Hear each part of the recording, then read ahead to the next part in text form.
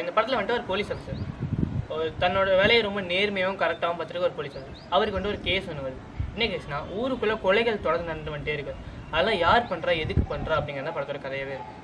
போலீஸ்காரரு கொலைகாரனை கண்டுபிடிக்கிறதுக்காக கொலைகாரங்கிட்டே போய் ஹெல்ப் கேட்பார் first. Second வந்துன்னா, இந்த போலீஸ்காரரு கொலைகாரன் ரொம்ப வெறி பிடிச்ச மாதிரி தெரிவார்.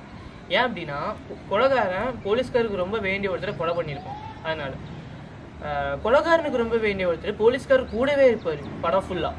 ஹீரோயின் ஒருத்தங்க இருப்பாங்க. ஹீரோயினை ஹீரோ உருகி லவ் பண்ணுவாங்க. ஆனால் ஹீரோயினுக்கு ஹீரோவை பிடிக்காது.